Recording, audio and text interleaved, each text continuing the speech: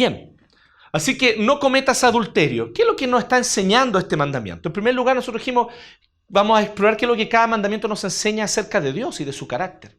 Y nosotros hemos visto hasta ahora que efectivamente los mandamientos revelan el carácter de Dios por lo menos de dos formas. Algunas veces nos dicen, no hagas esto porque Dios es de esta manera. Entonces, por ejemplo, no tengas otros dioses porque Dios es uno solo. ¿Sí? Dios es único, no hay otro Dios. Ese es su ser y su característica. Y es por eso que Él dice, no tengas otros dioses, porque en el fondo, ¿qué es lo que vamos a estar haciendo? Vamos a estar adorando cosas que no existen, personas que no son reales, y vamos a estar viviendo un mundo totalmente fantasioso. ¿Sí? Entonces, efectivamente, si nosotros empezamos a ver, cada mandamiento nos revela el carácter de Dios en un cierto sentido. Pero en otra manera también es cuando Dios quiere imprimir en nosotros su carácter. Y yo diría que este mandamiento se aplica muy bien a esto. Dios nos dice, no cometas adulterio, porque Él es un Dios fiel. Porque Él es fiel. Él nos ama y no nos abandona.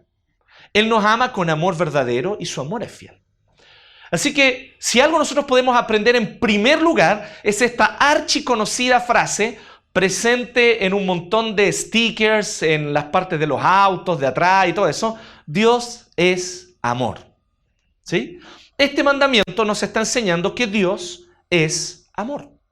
Y nos está mostrando cuál es la naturaleza del verdadero amor, que es el amor de Dios. El amor existe y el amor es real y podemos amarnos y pueden existir relaciones de amor en este mundo y en esta vida porque Dios es amor. Él es el principio y el origen de todo lo que existe en este mundo.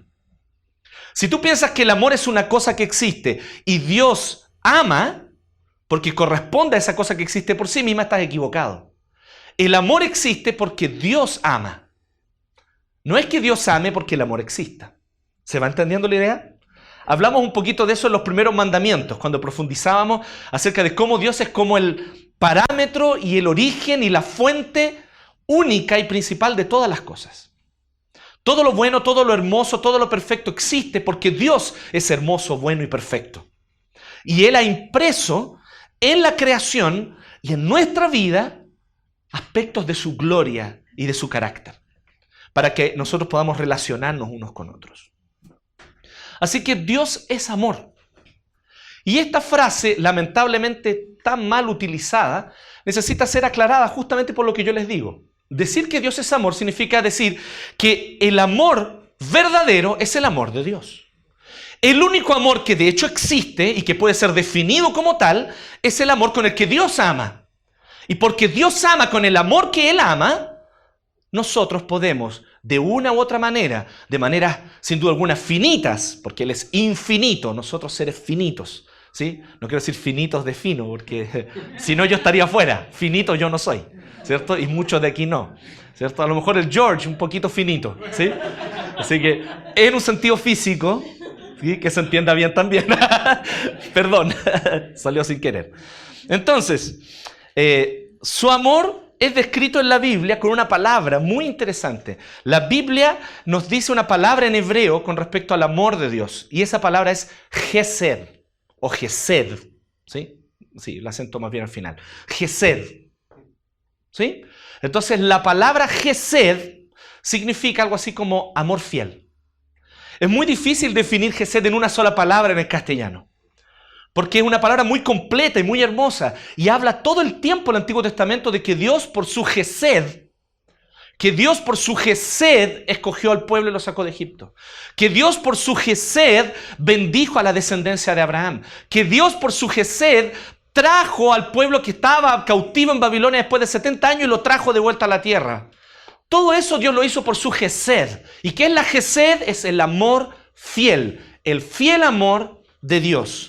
No es posible concebir el amor sin fidelidad. ¿Sí?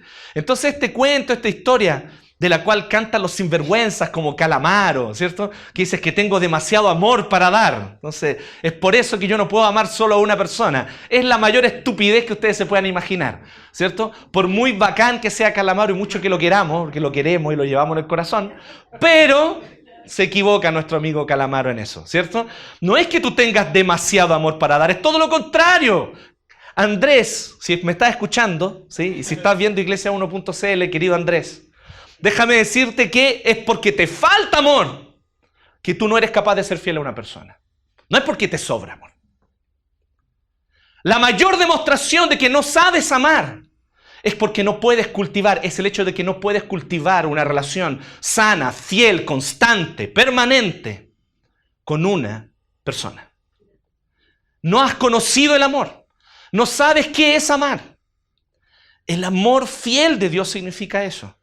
Significa que Él ama y ama con este amor profundo. Así que en primer lugar, cuando decimos Dios es amor, estamos nosotros hablando de Gesed. Muchas personas dicen así, Dios es amor. Y toman esta frase y ellos definen amor como a ellos les gusta. Y entonces dicen, por eso Dios no se va a oponer a esto que yo estoy haciendo, porque Dios es amor. ¿Se va entendiendo la idea? Dios no se va a oponer a que, pucha, ya hoy día yo ya no estoy tan interesado en mi esposa como lo estuve anteriormente. Así es la vida, pero todos tenemos derecho a ser felices. Que es una de las mayores estupideces que nuestra sociedad, nuestra cultura han inventado. No tenemos derecho a ser felices. ¿Ustedes sabían eso? No tenemos derecho a ser felices. Decir tengo derecho a ser feliz es como decir tengo derecho a medir 1,90 m. ¿Se entiende? Por ejemplo, ¿y el Amel del Jerez dónde está? Entonces decir tengo derecho a ser feliz es como eso, porque la felicidad no es algo que yo persigo y que yo logro como un derecho. Yo no tengo derecho a ser feliz. La felicidad es algo que ocurre con nuestra vida en la medida que sabemos tomar las mejores decisiones. Pero la felicidad no es un derecho. La felicidad no es algo que yo conquisto. Yo no puedo medir 1,90 m por más que yo quiera. Me pondré terraplene a lo mejor, pero voy a parecer aquí un funkero de los años 70. Sería, sí, de esos con un pescadito adentro. Sería terrible, ¿no? Si nosotros vemos, el derecho a la felicidad es una cosa tan necia que hemos inventado. Sin duda alguna, cada uno de nosotros tiene derecho a tomar las decisiones que mejor estime conveniente para lograr completar su vida. Pero eso significa que yo tenga derecho a la felicidad. La felicidad va a ocurrir y va a venir a la vida de alguien que ha sabido tomar las decisiones correctas. Es así de simple. Y el amor, por lo tanto, está muy bien reflejado, y Dios nos muestra qué es el amor, en la persona de un profeta del Antiguo Testamento que se llamaba el profeta Oseas. Y el profeta Oseas es una historia de la cual Pablo Abraira podría haber cantado maravillosamente, ¿sí? Porque el profeta Oseas se enamoró de una prostituta. Y se enamoró de ella profundamente.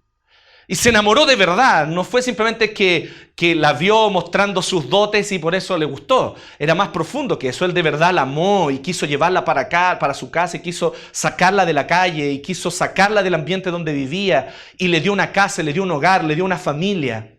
Y le dio todas las cosas que ella no había conocido. Pero ella se seguía arrancando de la casa para ir a prostituirse. Y llega un punto en el cual Gomer, que es la esposa de Oseas, llega a caer tan bajo que ella incluso llega a caer bajo para las mismas prostitutas. Porque las prostitutas, ellas negociaban por servicios sexuales o negocian por servicios sexuales. Pero lo que termina haciendo Gomer y lo que termina cayendo es vendiéndose como esclava. Eso significa que llegó a tal punto de endeudamiento a través, y que no se puede explicar muy bien cómo, a través del ejercicio de la prostitución, que llega un momento en el que la están vendiendo en la plaza pública como una esclava. Eso era algo que entre las mismas prostitutas era motivo de inmoralidad. ¿Se entiende? Las propias prostitutas decían, oye, ¿cachaste a la Gomer? Se vendió. ¡Oh, qué terrible! O sea, ¿sí? Cada uno tiene sus parámetros de moralidad, ¿po? ¿Se fijan? Entonces, para ella lo más bajo era eso. Y la Biblia dice que Oseas, después de muchos días, semanas sin haber visto a Gomer, va pasando por la plaza pública y ve a su esposa siendo vendida como esclava. ¿Se imaginan una escena más vergonzosa que esa? ¿Pero ustedes saben lo que hizo Oseas? La compró y se la llevó a su casa. Eso es Gesed. ¿Se dan cuenta, no? Ese es el motivo perfecto para cualquier hombre posmoderno, o moderno incluso, para poder decir, en realidad, ella no es digna de mí. ¿Sí? Pero no fue lo que dijo Oseas. Oseas dijo, yo hice un pacto con Gomer de amarla por siempre y yo voy a seguir amándola. Este profeta, al cual Dios escogió para anunciar su palabra, le dice entonces a Oseas lo siguiente: Oseas, mi relación con mi pueblo Israel es como tu relación con Gomer. Mi relación con mis hijos y con mi pueblo es como tu relación con tu esposa. Ellos adulteran espiritualmente, me dan la espalda, se arrancan de mí, van y se prostituyen por las calles, van y caen en lo más bajo, pero yo aún así los amo porque he hecho un pacto de amor eterno con ellos. Eso es Gesed, ese es el amor de Dios. Entonces, cuando la Biblia dice Dios es amor, lo primero que nosotros necesitamos ponernos de acuerdo es definir bien amor. Porque si tú piensas que el amor es un sentimiento, que el amor es una emoción que te llega como una gripe, ¿sí? Había una canción brasileña que decía que me llegó la gripe del amor, ¿no es cierto, Antonio? ¿Sí? Qué canción más estúpida, Dios mío, ¿cierto? Habiendo tan bueno MPB, surge esa tontera en la radio, pero decía que la gripe del amor. ¿Qué es la gripe del amor? Eso no existe. Lo único que existe como gripe es la calentura, no el amor. El amor es amor fiel. El amor es compromiso, el amor es decisión, el amor va más allá de las emociones, el amor va más allá de los sentimientos. El amor es el compromiso fiel, perpetuo, permanente, irrompible de permanecer junto a alguien, de cultivar a esa persona y de hacer que esa persona florezca con todas sus cualidades y su hermosura. Eso es amor. Y honestamente, ninguno de nosotros sabe ni puede amar así. Ninguno de nosotros tiene esa capacidad. Por causa de nuestra caída, de la naturaleza pecaminosa, de la cual todos nosotros formamos parte. No somos capaces de amar así. Hay una incapacidad total y absoluta en nosotros de amar de esta manera. Vamos a ver más adelante que, sin embargo, Dios nos transforma y nos va enseñando a amar de esta manera cada día más.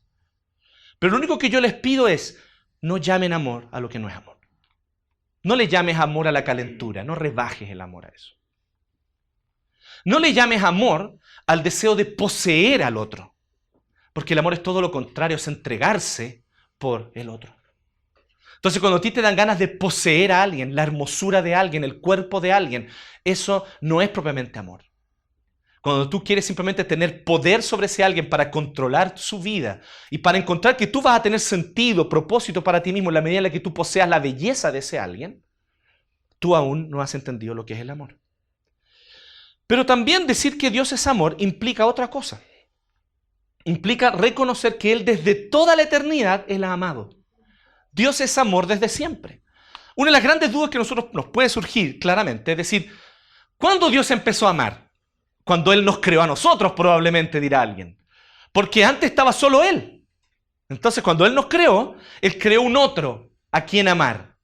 Bueno, los que dicen eso son los que hacen mala teología. La verdad es que Dios ama desde toda eternidad. Dios es amor eternamente. Dios no nos necesita para ser amor.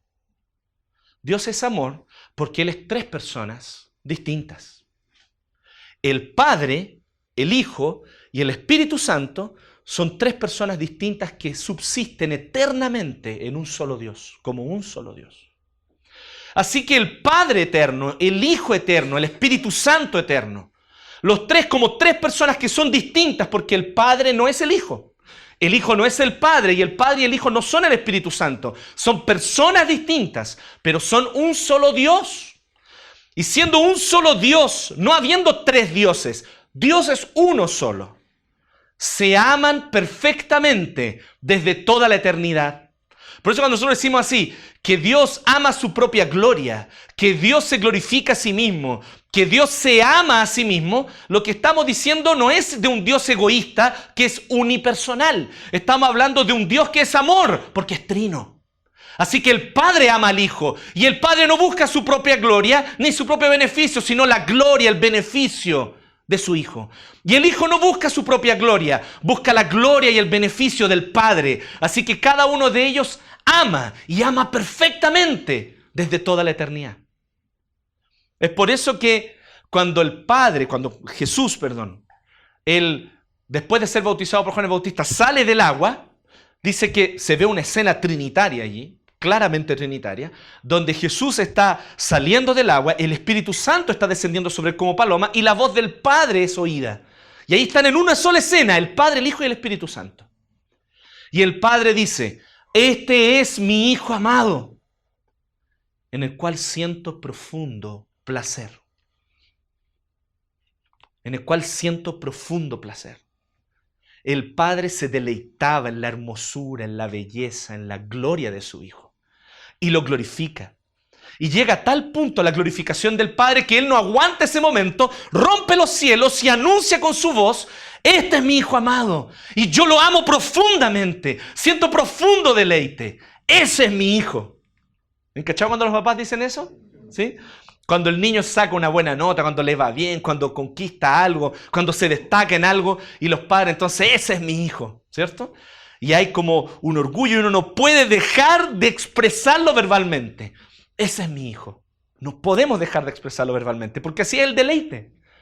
¿Se han fijado que nosotros no podemos comer algo rico sin emitir algún tipo de sonido?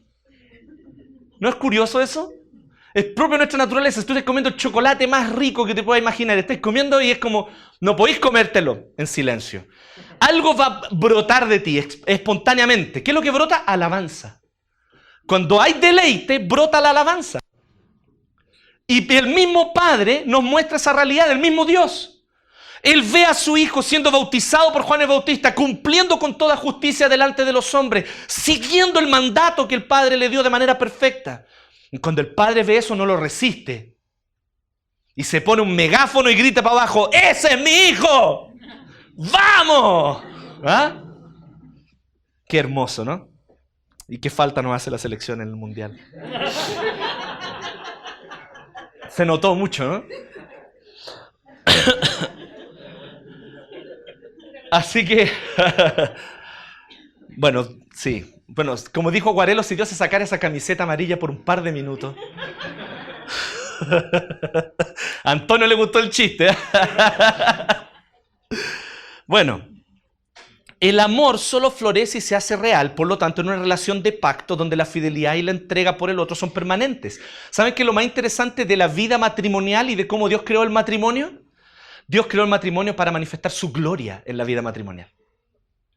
Cuando esposo y esposa, dos distintos, porque uno es hombre y el otro es mujer, son distintos, son diferentes, mundos distintos, universos distintos, sensibilidades distintas. Cuando hombre y mujer se unen en el pacto matrimonial, reflejan la gloria de la Trinidad, que siendo tres personas distintas son un solo Dios. Así que siendo hombre y mujer distintos, personas con historias distintas, cuando unen sus vidas, forman una unidad y por eso que Dios dice, y fueron ambos una sola carne. No se refiere simplemente al acto sexual, sí, también se refiere al acto sexual, pero va más allá. Está hablando de cómo unen sus vidas y pasan a ser uno solo. ¿Se habían puesto a pensar en esto? El tremendo y la tremenda función, el tremendo papel que cumplen aquellos de ustedes que están aquí, que están casados y que están juntos, que han hecho un pacto delante del Señor. Mediante ese pacto ustedes son un reflejo de la misma Trinidad andando por ahí. ¿Se fijan o no? Somos un reflejo de Dios. Porque somos dos distintos. Y ahí está la clave. ¿Sí? Aquí está la clave, una clave que es muy importante, especialmente para las mujeres, hay que recordarlo. Somos distintos. ¿Sí? No se desanime, querida esposa, por eso. Su esposo es distinto, él ve las cosas de manera diferente, él las siente de manera distinta, él reacciona de manera distinta y eso es lo que tú necesitas. Porque si tu esposo pensara como tú, hablara lo que tú dices, viera las cosas como tú las ves, entonces tú volverías a caer una y otra vez en los mismos y los mismos ciclos de errores uno tras otro. Tu esposo es distinto a ti para bendecir tu vida. Y lo mismo para el esposo. ¿Qué grave pecado cometen los esposos cuando en su machismo dicen, ya está actuando como mina? Dios te bendice mediante esa mina. Esa es la idea. Ella ve algo que tú no ves. No seas orgulloso. Necesitas la visión de tu esposa. Necesitas la perspectiva de ella. Ella ve cosas que tú jamás verías. Depende de ella. Aprende a escucharla. Aprende a respetarla. Aprende a cultivar sus emociones, sus sentimientos. Si no, tú no vas a florecer. Te vas a volver amargado, triste, desorientado. Y entonces la tentación a dejar el amor para ir tras la calentura es muy grande. Porque necesitamos intimidad. Fuimos creados para buscar intimidad. Fuimos creados para tener intimidad. Y todo aquel que no tiene verdadera intimidad va a buscar un sucedáneo, una falsa intimidad. ¿Cachai los sucedáneos? ¿Los sucedáneos de limón? ¿Sí? ¿Han tomado un pisco sour peruano con limón de pica y lo han comparado con un pisco sour hecho con sucedáneo de limón traverso? ¿Sí? O sea, yo les voy a decir al tiro, hay que reconocer y decirlo al toque. La verdad, para que nadie se sienta mal aquí, es que ante determinadas circunstancias, ¿cierto? Estamos haciendo una fiesta, estamos con amigos, las lucas no están para, ¿cierto?, para andarse regodeando. Entonces el limón traverso salva. ¿Sí? Yo lo he usado, usémoslo, hermano, administremos sabiamente nuestros recursos. Pero teniendo la posibilidad de comprar limón de pica, uno compra el limón de pica. Porque obviamente que el sabor no es el mismo. Por eso es un sucedáneo. Porque no es limón, no contiene limón, no hay limón ahí. Pero sabe como limón. ¿Se fijan? Ese es el adulterio. Parece sexo, parece intimidad, pero no es intimidad. No hay real intimidad ahí. Es falsa intimidad. Tú sientes que tienes intimidad con alguien, pero es absolutamente falsa esa intimidad. ¿Sabes por qué? Porque tú solamente te estás deleitando en ti mismo. Vamos a decir algunas cosas fuertes aquí, ¿sí? Hay algunos niños presentes, después los papás les explican. Sorry. Pero es casi como masturbarte con el cuerpo de otra persona. Eso es el adulterio. Es el autogozo, es el autoplacer. ¿Sabes por qué? Porque tú lo que estás haciendo es lo siguiente. Esa persona te ve tan linda, te ve tan perfecta, te ve tan aquí, porque no te conoce, po. No hay intimidad ahí. Bacán es lograr intimidad con alguien que sí sabe quién eres y sabe cómo hueles al día siguiente. Ahí sí hay intimidad. La verdadera intimidad es de alguien que sabe cómo tú reaccionas cuando llegas después de un día agotador de trabajo. Y no con alguien que simplemente te ve todo bonito, ¿cierto? Con tu mejor chaqueta, oliendo bien. Muchos hombres caen en algo tan burdo como pensar que otra mujer los está queriendo más, cuando en realidad no los está queriendo en absoluto. No los conoce. No los conoce. ¿Cómo te va a amar alguien que no te conoce? Ni sabe quién eres. Es imposible. No hay amor donde no hay conocimiento. Tú solo amas lo que conoces. Entonces, cuando empezamos a superar las decepciones, cuando empezamos a aceptar los errores del otro, cuando empezamos a aceptar las fallas del otro, cuando empezamos a reconocer que en el otro hay problemas de carácter, pero aún así yo digo, te amo y he aprendido a amarte con tus errores, con tus fallas, entonces ahí recién estamos hablando de amor. Ahí recién tú conoces a alguien. Qué fácil es dejarse seducir por quienes no te conocen en absoluto. Qué fácil es arrancarte a un motel para masturbarte con el cuerpo de otro. No hagas eso. Porque eso es el adulterio en su esencia. Es darte autoplacer a ti mismo y deleitarte en ti mismo. Qué bacán soy, qué lindo soy, mira cómo me admira, oh, qué bien me hace sentir. Y todo soy yo. Y ahí no hay amor, pues el amor es el otro. Es buscar el bien del otro, buscar el beneficio del otro, es amar al otro, es darle deleite al otro, es dar placer. Eso es intimidad. No es recibir placer, es dar placer. Y cuando cada uno en la relación de esposo y esposa se dan placer el uno al otro, entonces hay placer para los dos. Y el placer se potencia y se multiplica. Así que, si nosotros vemos bien, miren qué interesante esto. Dios es un ser espiritual y eterno. Y en su eternidad y perfección, tres personas distintas, Padre, Hijo y Espíritu Santo, son uno por causa de su comunión espiritual y eterna. Nosotros no somos eternos, nosotros somos finitos, no somos infinitos. Por lo tanto, como seres finitos, Dios nos regaló a nosotros un mecanismo para que seamos uno. Y ese mecanismo se llama sexo. Dios no lo necesita, porque Dios como ser eterno y espiritual es uno perfectamente en la esencia de su ser. Pero nosotros sí necesitamos. Para ser uno con un otro que es distinto a mí, Él creó algo llamado sexo. Por lo tanto, la relación sexual, queridos hermanos, es algo tan profundamente espiritual que nosotros podemos perder de vista el significado que tiene y el poder que tiene para arrastrar nuestro corazón. Es profundamente espiritual la sexualidad. Es profundamente espiritual la relación sexual. Y cuando un hombre y una mujer se entregan el uno al otro, lo que ellos están haciendo es teniendo comunión o buscando tener comunión espiritual. Cuando esta entrega solamente es de cuerpos, no habiendo almas que se complementen, no habiendo conocimiento el uno del otro, entonces, ¿qué es lo único que existe? No habiendo compromiso, no habiendo pacto perpetuo. Entonces, ¿qué es lo único que existe? Existe falsa intimidad. ¿Me van entendiendo esta idea? Esto es súper importante para que podamos entender lo que viene a continuación. Recuerden, 3 personas distintas, un solo Dios. Dios quiso reflejar esa gloria en nosotros y nos dio un mecanismo que es la sexualidad, que es el sexo, para que nosotros siendo 2 distintos, hombre, mujer, pero iguales en un cierto sentido, porque ambos seres humanos, pudiéramos deleitarnos el uno en el otro, en conocernos y en entregarse uno al otro, en entregar deleite, en entregar placer al otro. Por lo tanto, entendiendo esto, nosotros podemos tal vez resumir lo siguiente. Yo suelo decir esto de la siguiente manera. La relación sexual es el sacramento de la vida del pacto matrimonial. Es como un sacramento. ¿Por qué? Porque los sacramentos tienen esta característica de alimentarnos y fortalecer nuestra relación y nuestra comunión con Dios, ¿sí o no? Y también se tornan señales visibles para otros de gracias, de una gracia que es invisible. De algún modo, la relación sexual es exactamente eso. La relación sexual va a ser placentera, hermosa, fructífera, edificante, en la medida en la que hombre y mujer, marido y esposa, se aman y tienen verdadera intimidad a muchísimos otros niveles.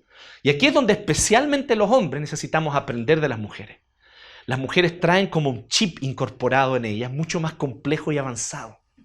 ¿Sí? Nosotros somos una especie de 386. Y las mujeres ya están a otro nivel, ¿sí? Son un Mac, ¿cierto? Con Lion incorporado, ¿cierto? Hay otros más bacanes que el Lion, Maverick se llama, creo, ¿sí? Algo así. Bueno, es como eso. Nosotros tenemos hay una complejidad mayor en cómo la mujer expresa y vive su sexualidad que viene justamente para enseñarnos a nosotros los hombres. A enseñarnos que sexo es más que coito. A enseñarnos que hacer caricias y tomarnos de las manos no necesariamente tiene que llevar al coito, sino que ya es sexualmente placentero en sí mismo. El acariciarse, el abrazarse, el deleitarse en simplemente encontrar al otro hermoso o a la otra hermosa. Entonces lo que tenemos que aprender de las mujeres, queridos varones, es muchísimo. Si nosotros estamos todavía muy perdidos en este tema, ¿sí? Entonces todavía estamos en la era de las cavernas, ¿sí? Entonces esta cosa maravillosa, imagínense un montón de trogloditas, ¿cierto? Golpeando ahí con la piedra, ¿cierto? Ahí viendo el partido de fútbol. Y llegan estos seres extraterrestres maravillosos, ultra avanzados, y por alguna razón estos seres extraterrestres ultra avanzados se enamoran de nosotros. No entiendo bien eso, pero ocurre. Y nosotros nos enamoramos de ellas. Y entonces se produce esta fructífera relación que es el pacto matrimonial. Así que entendamos bien de que por lo menos a nivel de la sexualidad hay muchísimo que nosotros necesitamos aprender, por lo tanto, de la vida matrimonial, de la vida con la mujer. Así que fíjense qué hermoso esto. ¿Se habían puesto a pensar en esto? Yo creo que aprendamos esto en este primer punto. Dios es amor.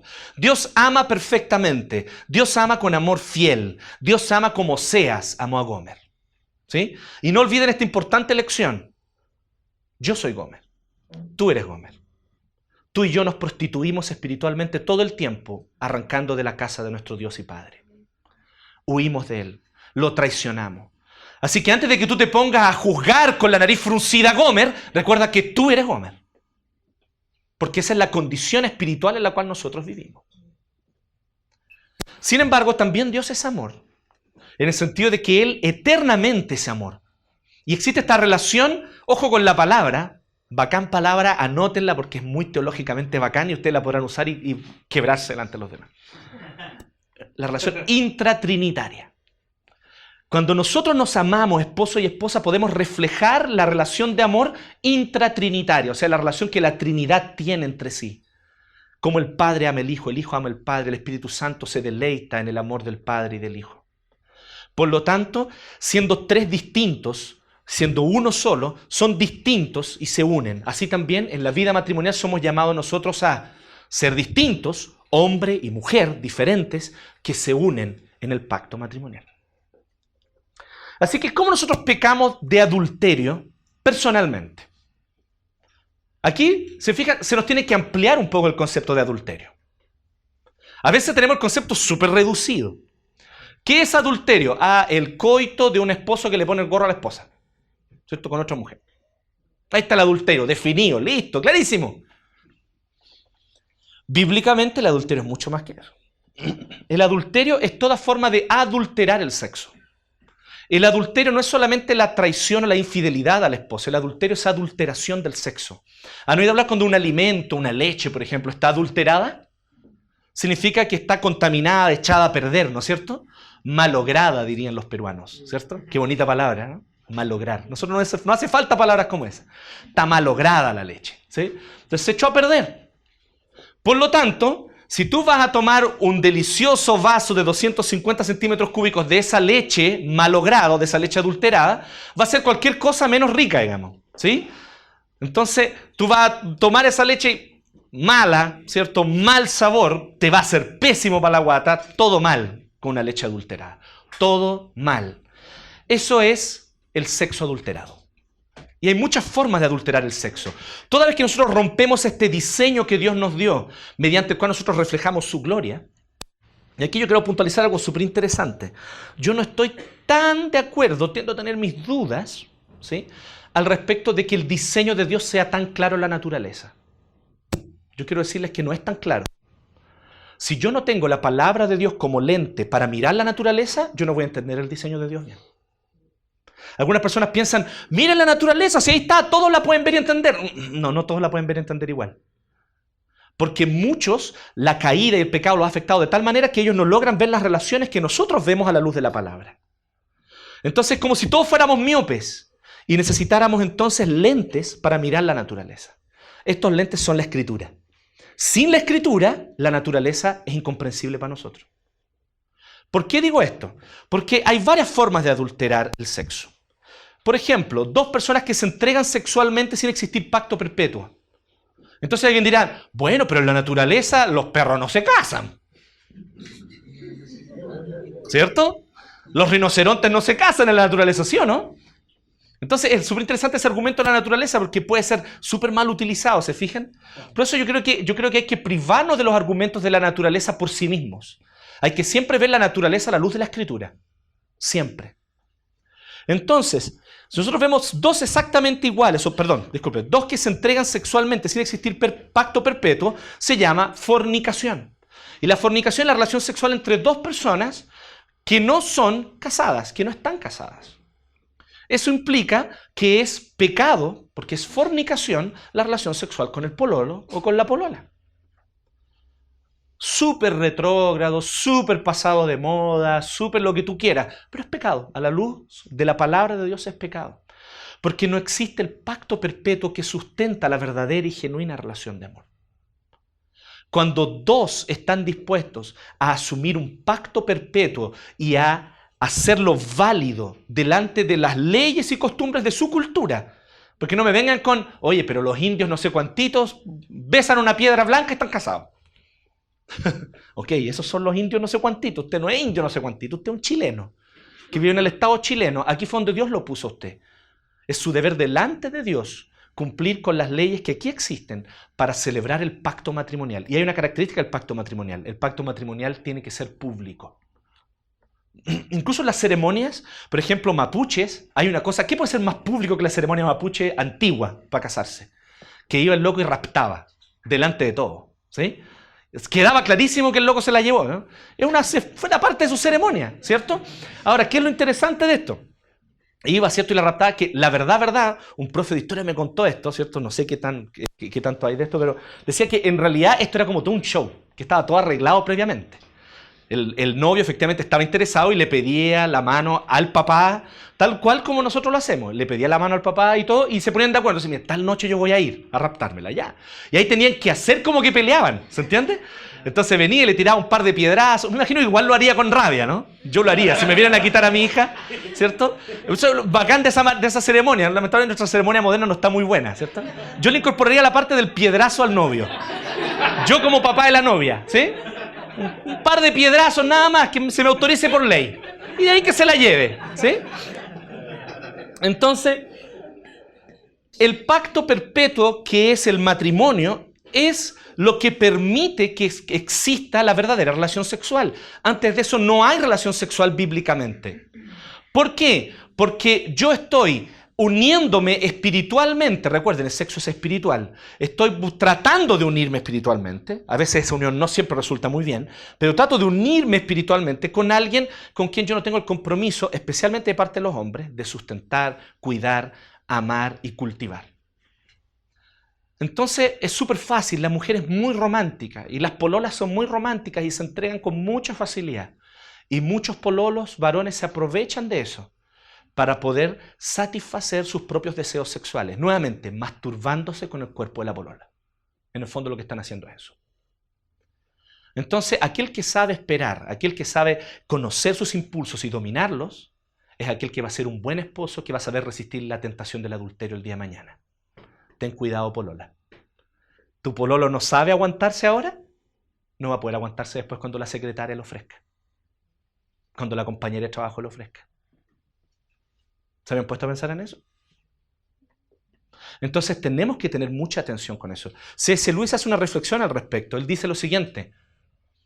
A veces nosotros pensamos que el que conoce más el pecado es el que ha pecado más. Es el que conoce mejor la tentación. No, yo conozco la tentación porque he estado en un montón de pecados. He pecado un montón de veces de distintas maneras. Pero C.S. Lewis dice, no, es al revés. El que mejor conoce el pecado es el que más ha resistido la tentación. Porque ha logrado de tal manera conocer y luchar y hacer el gallito con la tentación que sabe cuál es la fuerza que ella tiene y la fuerza que él tiene delante de ella. En cambio, aquel que ante la primera tentación, ¡pum!, se deja vencer en el gallito, nunca ha podido conocer verdaderamente cuál es la fuerza de la tentación. ¿Se fijan? Entonces un desafío súper importante para aquellos de ustedes que son pololos creyentes, cristianos y que forman parte de esta comunidad, buscar vivir en esta pureza sexual delante de Dios. Porque es fructífera para ustedes, porque es buena para sus vidas y porque va a ser bueno para el futuro matrimonial de ustedes también. Entonces hay que buscar esto. Hay que buscar de distintas maneras esto. También existen aquellos que siendo dos exactamente iguales, esta es otra forma de adulterar el sexo, siendo dos exactamente iguales, se entregan en una relación sexual, o sea, un hombre y un hombre, una mujer y una mujer. Eso también viola el diseño que Dios hizo. El diseño que Dios hizo es que dos distintos puedan complementarse. Y yo me pongo a pensar, y especialmente yo he visto este argumento de parte de ciertas ideologías de género, ideologías feministas en contextos donde hay mucho lesbianismo. Dicen lo siguiente. ¿Cuál es básicamente el argumento? Es que los hombres son unos verdaderos imbéciles, idiotas, trogloditas. Todo eso nosotros sabemos que es verdad, no se lo vamos a negar. Y que por lo tanto, lo único que le queda a las mujeres es poder tener relación con otras mujeres. ¿Sí? O sea, en el fondo es más o menos lo siguiente. El otro es alguien tan distinto a mí que yo no lo comprendo. Como no lo comprendo, no haré ningún esfuerzo por comprenderlo. Voy a buscar amar a alguien que piense, viva y siente igual que yo. Linda solución, ¿no? Pero no hay amor. Porque la esencia del amor es estar dispuesto a conocer, cultivar a un otro que es distinto a mí, cuyo universo es diferente al mío, cuya forma de sentir, amar y pensar es distinta a mí.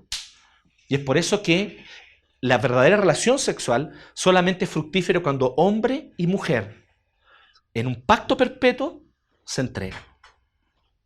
Obviamente también existen otros extremos, como dos que son totalmente distintos, ¿cierto? Como la bestialidad u otras perversiones, ¿cierto? Evidentemente que ahí no hay unión, ¿cierto? Con alguien, con una persona que es alguien en quien yo siento deleite y que esa persona tal vez a su vez se entrega a mí. Así que, cuando nosotros empezamos a pensar las distintas formas en las cuales podemos adulterar, llegamos nuevamente y volvemos a pensar al respecto de lo que Jesús enseñó. Él dice, ustedes escucharon, no cometerás adulterio, pero yo les digo que cualquiera que mira a una mujer que no es su esposa y la codicia en su corazón, ya adulteró con ella en su corazón. Es el parámetro de Jesús. ¿Por qué? Porque el adulterio, al igual que el sexo, la verdadera intimidad, es espiritual. La falsa intimidad, por lo tanto, también es espiritual. Esto significa entonces que cuando alguien codicia a otra persona que no es su esposo o no es su esposa, ya está cometiendo adulterio. Pensemos al respecto de esto. Cuando alguien se hace lindo con otra mujer que no es su esposa. Cuando alguien coquetea. Cuando alguien desea sexualmente a otro. Todo eso ya es adulterio. Partiendo desde la codicia, de ahí para abajo, la lista se hace interminable. Entonces, si nosotros vemos, la manera como Dios ama es tan radicalmente real, es tan radicalmente entregada, es tan radicalmente compleja, que nosotros, si nos miramos bien, no somos capaces de amar como Dios ama. Y si alguno de ustedes sale hoy día de aquí pensando que nunca ha pecado contra el séptimo mandamiento, no entendió nada. ¿Quién de nosotros puede decir frente a la revelación de la palabra de Dios que no ha cometido adulterio, por lo tanto? ¿Quién de nosotros puede apuntar con el dedo a otro que ha adulterado? Aquellos de ustedes que esté libre de pecado, que lance la primera piedra, ¿no fue lo que dijo Jesús? Así que técnicamente todos nosotros somos esa mujer adúltera a los pies de Jesús. Y el Señor Jesús entonces, sin duda alguna nos perdona, pero ¿qué nos dice? Vete y no peques más. Vete y no peques más. Porque detrás del coqueteo, del hacerse lindo, del codiciar simplemente a otro en la mente y en la imaginación, detrás de eso hay desamor, falta de amor. La codicia, no sé si ustedes sabían esto, es el verdadero contrario del amor. Las personas piensan que lo contrario del amor es el odio, pero no es así. Porque generalmente el odio es una expresión de desprecio y despecho por alguien o hacia alguien que yo amo. El verdadero contrario del amor, o sea, la ausencia de amor, es la codicia. Cuando yo codicio es porque falta amor en mí. ¿Por qué? Porque el amor es el impulso de entregar, de entregarme por el otro. ¿Y qué es la codicia? Es el impulso y el deseo de poseer, de tomar y de ejercer poder sobre el otro, sobre su cuerpo, sobre su personalidad. Hay distintas formas de adulterio. Uno no solamente adultera cuando codicia el cuerpo de alguien. También el adulterio es cuando tú codicias las características que otra persona tiene o el carácter de otra persona. A veces hay esposos que irresponsablemente y adúlteramente comparan a sus esposas con otras esposas o con otras mujeres. Ah, si tú fueras como ella, si tú te comportaras así, si tú hicieras esto como ella hace, si tú prepararas los huevos en la mañana como ella lo hace. Tal vez tú no estás mirando con codicia el cuerpo de alguien, pero estás codiciando carácter de alguien, aspectos del carácter de otra persona. Eso también es codicia. Eso también es codicia. Y eso es una forma de codicia y adulterio que ocurre mucho entre las mujeres también en nuestra cultura. Por eso algunas mujeres dicen, pucha, estos hombres que viven mirando poto. Y tal vez ellas no miran tanto poto. Tal vez no miran en absoluto ni un poto. Pero, miren o no miren potos, que les gusta esa palabra, no son como niños. Me encanta eso. Mire o no mire, la verdad es que codician las características de otros hombres. Ah, si tú fueras como ese. Ah, si tú hablaras como ese de allá. Ah, si tú dijeras las cosas como este otro aquí. Ah, si tú... Es codicia igual. Es codicia igual. Tal vez no estás codiciando cuerpo, pero estás codiciando a otra persona. Deseando poseer y deseando que sea tuya esa característica que el otro tiene. Ese deseo de poder sobre el otro, de querer controlar y poseerlo y tomarlo para mí, para autodeleitarme, para darme autogozo, eso es justamente la esencia del adulterio. Entonces Jesús va a la raíz del problema, ¿se fijan? Jesús dice, cualquiera que codicia ya ha cometido adulterio en su corazón. Entonces, todos nosotros estamos y podemos decir sin duda alguna que delante de Dios hemos cometido adulterio. Todos nosotros somos culpables delante de Dios de este pecado. Y todos nosotros necesitamos, por lo tanto, arrepentirnos de este pecado.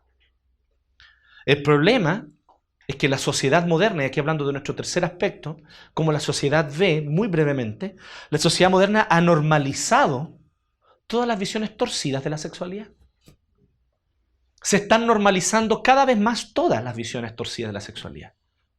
¿Han cachado las teleseries? Están hechas para que uno le haga barra al adúltero. Eso, anda, júntate con ella. Nosotros le estamos haciendo barra al adúltero todo el tiempo. ¿Han cachado esa miserable desgracia de los puentes de Madison? A todos les encanta. Ay, qué linda la película. Adúltera de miércoles, qué linda película. Pero todo se justifica. ¿Por qué? No, es que su esposa era una persona tan insensible. Es que... Aprendan a amar, aprendan a conocerse, aprendan a desafiar al otro. Comentábamos una vez con un amigo pastor que nosotros decíamos así, ¿tú te pusiste a pensar alguna vez qué sería de nosotros si tuviéramos esposas con caracteres dóciles? ¿Seríamos unos desgraciados, miserables, insensibles? Si no fuera porque son medio chúcaras nuestras mujeres, nosotros nunca creceríamos. Entonces la próxima vez que tu esposa te haga un atado por algo, alaba al Señor, hermano. Porque ella te está abriendo los ojos a quien realmente tú eres. Porque nosotros no queremos ver eso, ¿sí o no? Ah, si yo tuviera una esposa que me complaciera en todo. Sería la peor desgracia de tu vida. Sería la peor desgracia. Nunca te sentirías desafiado a cambiar. Nunca te sentirías desafiado a ser transformado. Tenemos nosotros que entender que la sociedad moderna lamentablemente ha normalizado, y aquí hay un aspecto que es súper claro y tenemos que ser claros en esto. Efectivamente, nosotros como cristianos vamos contra la corriente. A donde tú vayas, la mayoría te va a encontrar un retrógrado por mostrar esta visión de la sexualidad. A donde tú vayas vas a ir contra la corriente hoy en día. La sociedad moderna ha normalizado todo esto. Obviamente, como nosotros hemos visto, está todo el tema también de las demandas que hacen los grupos de gays, lesbianas, bisexuales, transexuales, ¿cierto? O LGBT, con respecto al tema de tener, por ejemplo, un matrimonio igualitario. Que es curioso porque entonces todo el concepto de matrimonio deja de existir. Porque la idea del matrimonio es que dos distintos se unen, hombre y mujer. Y se pierde el concepto de matrimonio. Además, matrimonio viene de la palabra matriz, que quiere decir es el contexto en el cual se genera nueva vida. Es el contexto en el cual naturalmente la nueva vida surge. Entonces, el gran punto es que hoy en día, por lo menos hoy en día en Chile, son pocos los activistas homosexuales que están dispuestos a decir, como algunos activistas homosexuales que el otro día compartíamos con Jano, ¿cierto? En Francia, en otros lugares, que dicen lo siguiente: ¿saben qué? Nosotros somos activistas homosexuales y no nos interesa el matrimonio. ¿Saben por qué? Porque somos valientes con la decisión que hemos tomado. Esta es nuestra opción. Como hombres, amar a otro hombre; como mujer, amar a otra mujer, dicen ellos. Si verdaderamente es amor es otro tema, pero ellos dicen, eso es nuestra opción. Y queremos ser valientes con nuestra opción. Y nuestra opción implica el hecho de que nuestra relación no es reproductiva. Y queremos asumir lo que eso significa. Pero lamentablemente el discurso GLBT hoy en Chile está monopolizado por básicamente dos grupos, que se arrogan más encima el ser la voz de homosexuales que ni siquiera lo son. Leí esta semana, Levón me prestó un libro de Daniel Zamudio, sobre el caso Zamudio. Y uno de sus amigos más cercanos dice ahí en el libro de Al Testimonio, a Daniel Zamudio le habría cargado ser el rostro de una campaña contra la discriminación, porque él no estaba ni ahí con el movimiento homosexual. ¿Sí? ¿Se fijan cómo los medios de comunicación tuercen el asunto y cómo estos grupos astutamente usan los medios de comunicación? Entonces debemos nosotros tener cuidado, porque efectivamente hay cosas que nosotros debemos prestar atención. Hoy día, y no es broma, yo le estoy diciendo en serio, yo sé que muchos de los movimientos homosexuales no están en absoluto de acuerdo con esto, pero es un hecho de que ya existen hoy grupos que están abogando por el amor intergeneracional. ¿Y qué es el amor intergeneracional? El amor entre dos personas de generaciones distintas. O sea, es una forma más de poder justificar la pedofilia y normalizarla y decir, es que esto es normal, es que siempre ha existido, es que en la sociedad romana, es que en los griegos. O el famoso argumento de la naturaleza, es que en la naturaleza hay no sé cuántas especies que no se reproducen, pero que tienen relación homosexual. ¿Y eso qué? La misma naturaleza nos muestra que nosotros somos seres humanos, no esos animales. Los animales son animales, los seres humanos son seres humanos. ¿Se fijan cómo el argumento de la naturaleza no dice nada por sí mismo? Si yo no lo veo a la luz de la Escritura. Entonces nuestra sociedad está empezando, no lentamente, rápidamente, a normalizar todos aquellos aspectos de la vida sexual que no son conformes a la palabra de Dios. Y por lo tanto, tenemos que estar preparados como iglesia. Porque nosotros ya estamos contra la corriente y vamos a seguir estando contra la corriente. Vamos a seguir estando contra la corriente. ¿Sí? No nos debe extrañar, sin embargo. Tal vez estuvimos por demasiados siglos muy cómodos. Y tal vez es tiempo de que nosotros empecemos y aprendamos a dar testimonio de Cristo, como lo dieron los apóstoles, los primeros cristianos, que durante los primeros 4 o 5 siglos del cristianismo, básicamente sufrieron persecución. Y fueron incomprendidos, y fueron difamados, y fueron considerados unos verdaderos amenazas para la sociedad y para las libertades. Eso es lo que éramos los cristianos en los primeros siglos. Y tal vez vamos a volver simplemente a esa condición. ¿Estamos preparados para dar ese paso? ¿O vamos a abrir mano de lo que la palabra de Dios dice? Creo que para cualquier genuino cristiano eso no es opción. Así que estemos atentos con este aspecto. Así que, en cuarto y último lugar, ¿cómo el Evangelio resuelve nuestro problema con este mandamiento? Lo resuelve en la misma raíz. Eso es lo que el Evangelio hace. El Evangelio justamente nos muestra la gran verdad que hay detrás del adulterio. Nos muestra que nosotros hemos vivido vidas autocentradas en el yo. La esencia del pecado es la vida autocentrada en el yo. Déjame decirte esto. El problema del adulterio no es que tú te vayas a la cama con una mujer que no es tu esposa. El problema del adulterio o de la fornicación no es que tú simplemente vengas y tengas relaciones sexuales con alguien que no es tu esposa. Ojo con este otro detalle también.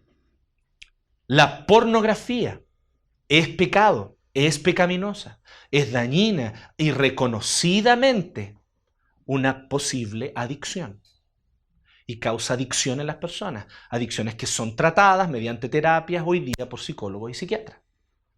La pornografía es una trampa mortal y su mismo nombre lo dice.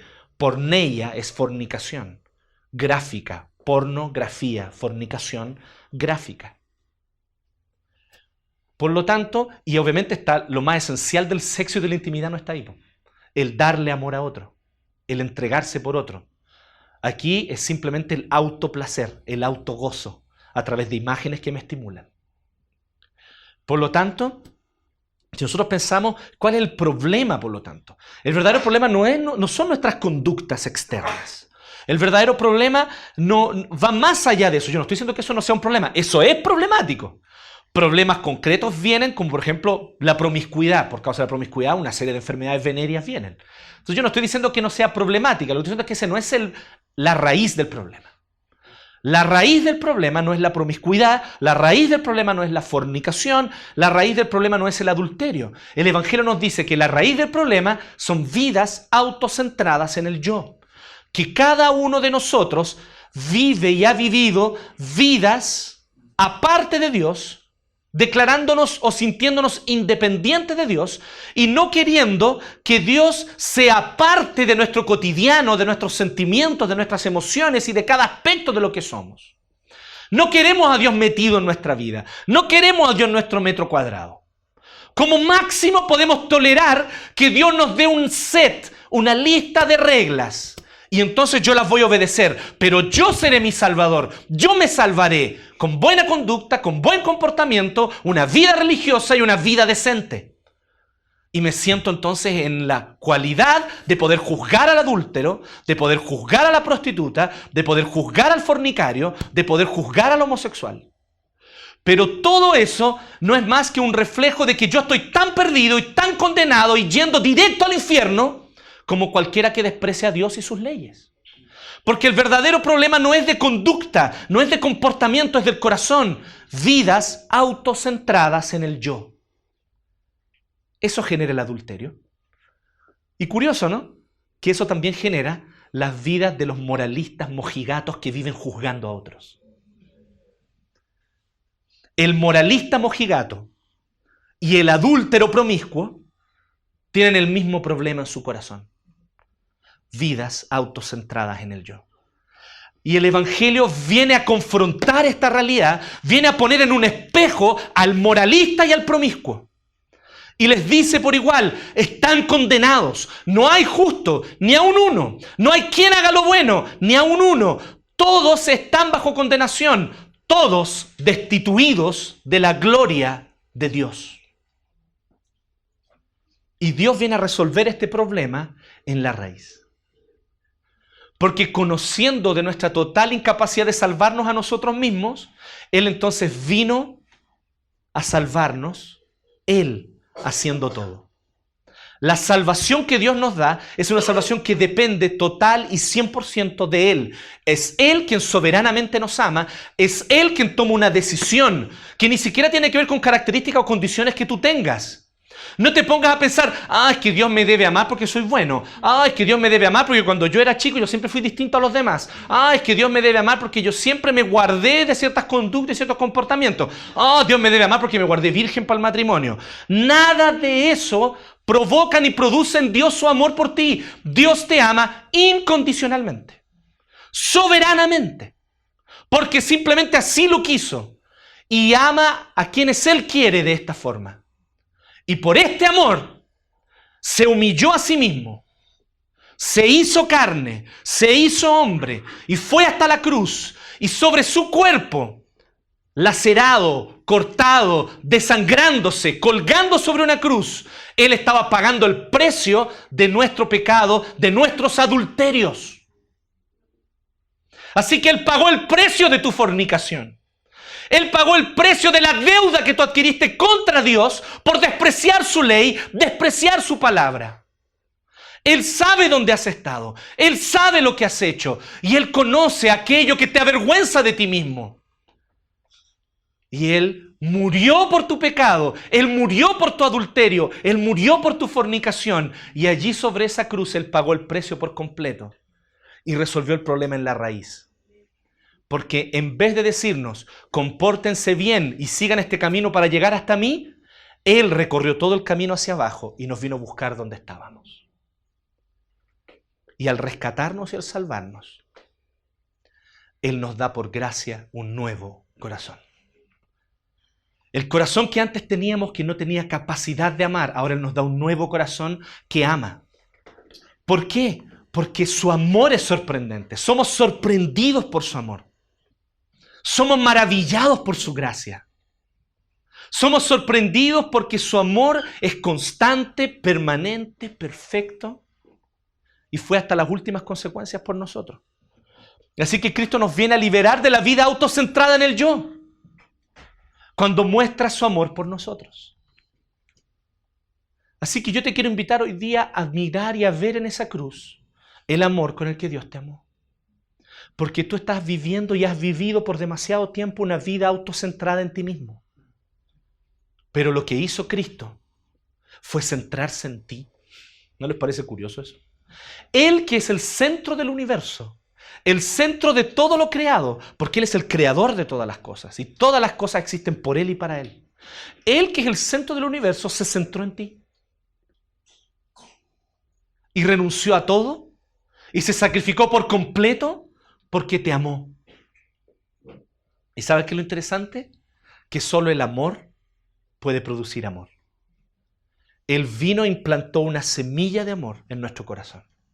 Al amarnos verdaderamente con este amor tan radical, Él ahora nos enseña a amar verdaderamente. Así que ahora ya no necesito utilizar el sexo como una herramienta para poseer a otros. Ya no necesito utilizar el sexo como una herramienta para obtener aceptación, para obtener acogida, para sentirme especial, para sentirme amada, como puede ocurrir con muchas mujeres que efectivamente buscan y ven en el sexo un mecanismo para sentirse apreciadas, amadas y especiales. Y muchos hombres que buscan poder y control sobre la vida de alguien hacen del amor un mecanismo, una herramienta para tener control y poder sobre alguien. Ya no necesitamos más andar corriendo atrás del poder, andar corriendo atrás de la aceptación. Porque el Señor nos amó con amor perfecto. Y ahora lo que nos define como personas es el hecho de que somos sus hijos amados por gracia desde toda eternidad. Así que el Evangelio nos viene a decir lo siguiente. Nos anuncia la buena noticia de que ahora somos nuevas criaturas, que somos amados. No necesitas buscar en los brazos de un hombre el amor que el Padre ya te dio. No necesitas buscar el control y el poder para poseer la belleza de una mujer. Porque el amor de Cristo es tuyo y Él es la mayor hermosura del universo. No hay nadie más hermoso que Cristo y la hermosura de Cristo te pertenece porque Él es tu Señor. Cuando tú te entregas de corazón a Cristo, tú te das cuenta que ya no necesitas más buscar poder. ¿Para qué quiero poder? Si el dueño y soberano del universo es mi Señor. El dueño y soberano del universo es mi Padre. Él me amó con amor perfecto. ¿Por qué tengo que buscar demostrar a otros que soy bacán, que soy hombre, que con cuántas mujeres me he acostado? Todo eso pierde sentido. La promiscuidad pierde sentido. Por lo tanto, el Evangelio nos enseña a amar. El Evangelio nos enseña a amar. Porque el Evangelio nos muestra que Dios no está interesado en cuán bien yo puedo comportarme. Porque por más esfuerzo que yo haga, el problema sigue siendo el mismo. Yo estoy haciendo mi propio esfuerzo y yo me voy a salvar a mí mismo y yo estoy despreciando a Dios en una vida autocentrada en el yo. Así que eso no impresiona a Dios. Entonces Dios te dice, yo te amo simplemente porque te amo. Te amo porque así lo decidí. Te amo con amor eterno. Y por eso yo te prolongué mi misericordia y por eso yo entregué mi vida para que tú seas salvo. Entonces, hoy más que nunca la solución está en la cruz. Hoy más que nunca yo te quiero invitar a que mires a la cruz de Cristo. Y vas a ver que obedecer el séptimo mandamiento no es tan difícil como parece.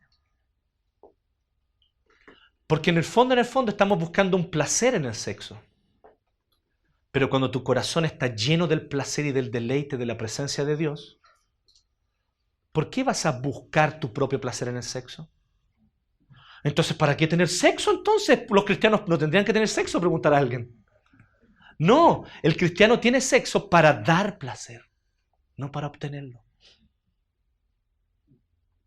Cuando tu corazón está rendido a los pies de Cristo, tú no vas a la relación sexual para obtener placer. Tú vas a la relación sexual para dar placer y renuncias a ti mismo, renuncias a tu comodidad, renuncias a ti para dar al otro. Y cuando ambos, esposo y esposa, tienen su vida entregada a los pies de Cristo, esa relación sexual entonces fructífera, maravillosa y llena de placer y deleite. Un placer y un deleite que nadie puede entender. Que nadie puede entender. Como en aquella iglesia donde se hizo una encuesta. No sé muy bien por qué, pero un amigo mío me contó que hicieron una encuesta en una iglesia, en su iglesia, con respecto a la frecuencia de las relaciones sexuales en los matrimonios. Parece que van a hacer un tema sobre sexualidad, algo así, para los matrimonios de la iglesia. Era una iglesia relativamente grande.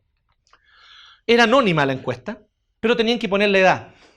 Y todos los matrimonios la respondían y tenían que responder con sinceridad cuál era la frecuencia de la relación sexual. Se encontraron con la grata sorpresa que los que tenían con más frecuencia relación sexual era la pareja más viejita. Entre 8 a 9 veces por semana. Entonces, alguien se preguntó, esto parece ir contra todos los parámetros que el mundo nos presenta, ¿o no? Pero ¿qué pasa cuando la relación sexual es entre dos personas que aman a Cristo sobre todas las cosas? Incluso aman más a Cristo que al esposo y a la esposa. Y por causa de este amor que desborda su corazón, quieren darle amor al otro. Los achaques, dolores de cabeza, al carajo. No importa. Ahora lo que importa es entregarse, es amarse. ¿Se fijan? Y gente mucho más joven con un montón de problemas. ¿Por qué? Porque nos acercamos a la relación sexual para obtener, no para dar. El Evangelio nos enseña a dar. Entonces el desafío es que hoy día podamos salir de aquí con una sexualidad renovada. Los que están casados, que salgan hoy día y lo pasen muy bien esta noche, para que mañana vayan a trabajar felices. Pero recuerden esto, dar. Yo me acerco a la relación sexual para dar, para entregar y para entregarme, no para obtener. Porque siempre que tú quieres obtener te vas a frustrar, más tarde o temprano, porque no vas a obtener exactamente lo que buscas. Porque el único que puede llenar nuestro corazón plenamente es Cristo. Es por esa simple verdad evangélica, pero así es. El único que llena nuestro corazón verdaderamente es Cristo. No el sexo, no el esposo, no la esposa. Una de las cosas más hermosas que mi esposa me ha dicho a mí, de hecho cuando me lo dijo, para mí fue como, aleluya, gloria a Dios, qué bueno. Ya están pasando el rollo, ¿qué será? Cuando ella me dijo así, de verdad, fue así como una respuesta además a muchas oraciones. Cuando ella me dijo así, ¿sabes qué? Hoy me doy cuenta que yo amo más a Dios que a ti. Tú no eres lo que yo más amo. Y desde ese día, la relación ha sido mucho más fructífera. Esa es la clave. Ahí está la clave. Que tu corazón esté satisfecho en Cristo. Y entonces, tu amor por tu esposa y tu amor por tu esposo van a florecer. Bien, oremos.